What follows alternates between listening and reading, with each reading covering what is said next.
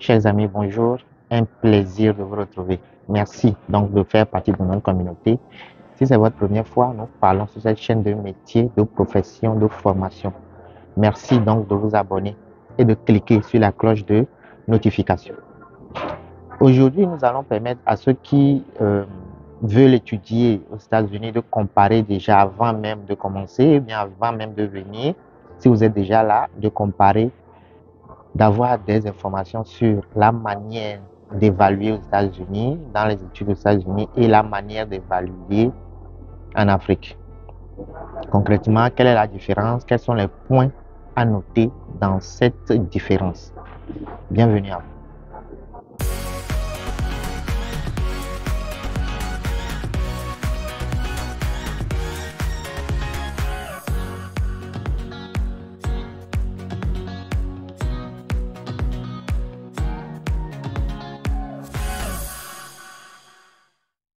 Si c'est votre première fois, merci de vous abonner, de cliquer sur la cloche de notification. Vous abonner ne vous coûte rien, mais cela nous fait extrêmement plaisir. L'évaluation des cours ou bien l'évaluation des études aux États-Unis, comment cela se fait? Quelle est la différence avec ce que nous avons l'habitude de voir dans nos pays africains, au collège, à l'université? Nous n'allons pas expliquer le terme collège aujourd'hui parce que nous l'avons fait plusieurs fois. Une fois que vous êtes aux États-Unis et que vous voulez faire les études ou bien vous commencez les études, comment vous serez évalué? Comment faire pour réussir cette évaluation facilement? C'est le sujet de notre vidéo d'aujourd'hui. La première des choses à comprendre dans les études aux États-Unis, c'est que l'évaluation se fait donc à 5 niveaux. L'évaluation se fait à 5 niveaux. Premièrement, c'est que vous serez évalué par rapport au travail personnel. Donc, le système LMD est réellement appliqué. 1 heure de temps en cours équivaut à 2 heures de temps à la maison. Si vous évoluez dans les études, c'est plus que 2 heures de temps. Alors, concrètement, nous allons l'expliquer. Secondo, c'est que l'évaluation est basée sur les questions à choix multiples, ce que demande le système LMD. Concrètement, comment cela se fait? Nous allons l'expliquer. Troisièmement, c'est que l'évaluation est basée sur une certaine évaluation des enseignants. Parce que la force de l'enseignement est également la force que les étudiants ont d'évaluer les enseignants. Quatrième point, c'est que, quatrième critère d'évaluation, c'est que la présence au cours est notée. La réussite va également dépendre de la présence au cours. Voilà les points sur lesquels l'évaluation est faite aux États-Unis. Prenons le premier point qui est le principe du LMD. Pour réussir des études ici, si vous me suivez et que vous prévoyez venir aux États-Unis, ou encore que vous êtes aux États-Unis, vous venez d'arriver, que vous prévoyez faire les études, comprenez que pour réussir vos études ici plus facilement, déjà en commençant par l'étude de la langue, dans la langue, il va falloir respecter le quota de 1 heure de temps de cours et de 2 heures en moyenne, ou de plus de 2 heures de temps de cours de travail personnel à la maison. Concrètement, c'est que les enseignants donnent des devoirs qui vont vous prendre au moins 2 heures de temps. Et au même moment, vous devez les faire en ligne ou encore les envoyer à un temps record. Ça veut dire que si on vous donne un devoir et que le devoir doit vous prendre 3 heures de temps, par exemple, parce que l'enseignant sent très bien que le devoir qu'il a donné, ou bien les devoirs qu'il a donnés vont vous prendre au moins 2 heures de temps. Maintenant, vous vous dites, bon, je vais les faire plus tard, ou bien vous vous dites, c'est pas grave, je vais retourner à l'école comme ça, ou bien vous n'avez pas eu le temps de le faire. L'enseignant ne va rien dire, mais ça sera noté que vous n'avez pas envoyé le devoir à temps, ou carrément que vous n'avez pas fait le devoir. Ça veut dire que le travail en classe est noté, mais le travail à la maison est réellement noté. Alors que chez nous, en Afrique, il se fait que nous faisons plus des exercices en classe, mais le travail à la maison, les exercices à la maison ne sont pas cotés, ne sont pas évalués réellement. Alors qu'ici, le travail à la maison est noté et évalué parce que vous les faites déjà en ligne, vous les envoyez à un temps record. Si le professeur dit je veux avoir les exercices envoyés, je ne sais pas, avant 20 heures, ça veut dire que vous devez envoyer ce que vous avez fait avant 20 heures. Déjà que chaque étudiant a un compte et que c'est dans le compte que vous pouvez voir les exercices la plupart du temps et que quand vous faites des exercices, le professeur, l'enseignant voit en même temps depuis sa maison ce que vous avez fait et le temps à quel temps vous avez envoyé votre devoir. Alors, donc, ce qui veut dire que si vous faites 3 heures de cours par semaine, ça veut dire que vous devez faire au moins 6 heures de temps de travail personnel à la maison. Et ce travail personnel est noté, ce travail personnel est évalué, ce travail personnel est très très considéré et ce travail va vous permettre de réussir le semestre. Deuxième point d'évaluation, de comparaison des études aux États-Unis et en Afrique, et déjà ce point qui va vous faire réussir facilement, c'est que les évaluations sont cotées sur le QCM, les questions à choix multiples. Les questions à choix multiples. Dans nos pays, vous êtes tous d'accord avec moi que nous avons des devoirs qui nous amènent à travailler, à résoudre des problèmes et à trouver nous-mêmes les réponses. Alors que dans le système LMD, avec les QCM on nous a expliqué depuis et qui ne sont pas utilisés, normalement, on doit nous donner les exercices et on doit lister des réponses possibles à ces exercices-là.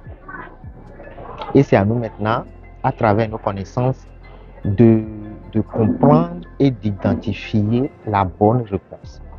Alors qu'ici, c'est vraiment le cas parce que vous soyez dans les cours de langue, que vous soyez dans l'étape de test pour rentrer dans la formation ou bien dans l'étude de la langue, ou encore le bac américain, donc le HiSET ou bien le DD, les devoirs ou bien l'épreuve est en QCM. L'épreuve est en QCM, en question à choix multiple. Donc, déjà, c'est une grande différence parce que c'est plus difficile quand ce n'est pas en QCM, ce qui fait que les études aux États-Unis, quand vous sortez d'une université africaine et de surcroît en Afrique de l'Ouest, vous savez que les études sont plus faciles aux États-Unis qu'en Afrique. Alors, troisième critère d'évaluation que vous devez connaître, qui fait la différence, c'est que les professeurs sont évalués au même moment que les professeurs évaluent les étudiants. Donc, les étudiants évaluent les enseignants évaluent les étudiants.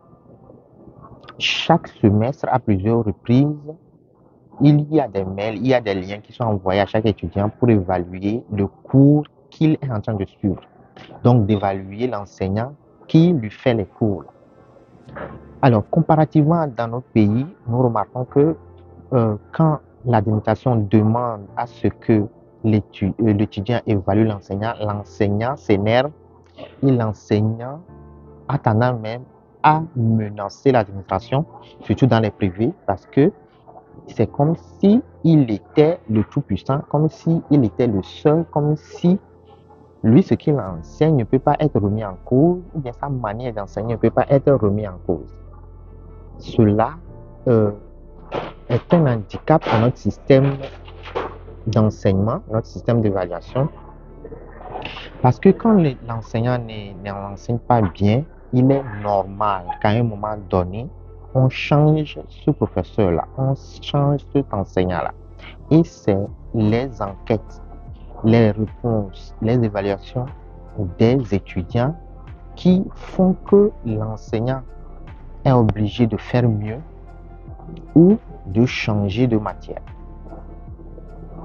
Alors, nous remarquons dans nos pays ces enseignants qui refusent de se faire évaluer par les étudiants et même parce que ils envoient d'autres personnes pour enseigner à leur place. Ils ont leur nom partout comme enseignants dans plusieurs instituts de formation, mais ils n'y vont jamais parce qu'ils ne peuvent pas se subdiviser déjà. Donc, ils n'y vont jamais. Ils envoient d'autres personnes qui n'ont pas la qualification requise, qui n'ont pas ce savoir-faire-là que eux, ils ont. C'est pour cela qu'on les a recrutés. Et là, ça constitue un handicap pour notre système éducatif. La force de l'enseignant d'évaluer les étudiants est au même moment la force que les étudiants ont d'évaluer l'enseignant. Parce que même le pire des élèves, le pire des étudiants connaît le meilleur enseignant. C'est-à-dire qu'il sait quel enseignant est bon, quel enseignant n'est pas bon. Même le pire des étudiants peut identifier le bon enseignant et le mauvais enseignant. Alors, quatrième critère d'évaluation, quatrième comparaison des évaluations aux États-Unis et en Afrique, c'est que la présence des cours est très important. Être présent au cours est important parce que à chaque présence de cours, vous avez un point et que le point va s'ajouter à l'ensemble des exercices que vous avez envoyés à la maison, depuis la maison, le travail personnel que vous avez eu à faire, premièrement, le travail, les devoirs que vous avez fait en classe en même temps, d'accord, et également les examens à mi-parcours qui sont obligatoires dans le système. Donc, la présence au cours est obligatoire et quand vous êtes en retard, le point diminue. Ou bien quand vous dépassez un temps donné, 15 minutes, 30 minutes avant d'arriver, soit on considère que vous n'êtes pas là ou bien on réduit drastiquement le point qui devait vous être attribué pour cette journée, pour ce cours. Enfin, il faut dire que globalement, pour réussir ici aux États-Unis, on n'a pas besoin d'avoir une certaine facilité avec un type de mémoire. Parce que chez nous, quand vous avez la mémoire visuelle développée et que vous avez la capacité de lire une fois et de garder pour de bon, que vous avez la mémoire de retenir tout ce que vous avez lu, vous le mémorisez donc, vous avez plus la facilité de réussir dans notre système éducatif africain. Alors qu'ici, ce n'est pas le cas. On valorise l'ensemble des mémoires et le fait que c'est un travail personnel qui a plus de valeur, ce qui fait que même quand vous n'avez pas la capacité de mémoriser un grand nombre d'informations, ou encore que vous avez la capacité de mémoriser, vous avez les meilleures notes. Parce que vous avez eu le temps d'y travailler à la maison. Donc, voilà déjà la petite différence entre les études en Afrique et les études aux États-Unis en termes d'évaluation.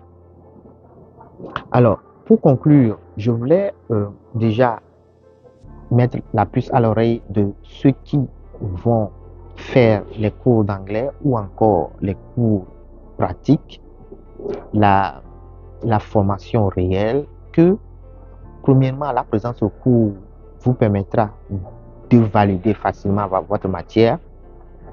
Secondo, que le travail personnel à la maison, le respect des 1 heure de temps de cours et des 2 heures de temps de travail personnel en travaillant de manière assidue sur les exercices que le professeur a donné et que vous les envoyez à temps, et que vous fassiez les exercices qui ont été demandés avant le prochain cours vous permettra de facilement valider la matière que vous avez prise, enfin l'unité d'enseignement que vous avez prise. Voilà ce que je voulais vous apporter aujourd'hui en termes d'évaluation des cours aux États-Unis et l'évaluation des cours comparée à l'évaluation des cours chez nous dans nos pays africains. J'espère que cette petite vidéo vous aura permis d'avoir une idée de comment s'évaluent les cours aux États-Unis et également d'avoir des astuces pour facilement valider ces cours-là. Un plaisir de vous retrouver la semaine prochaine pour un autre sujet portant sur les métiers, les professions, les formations. Yakasa. Bye bye.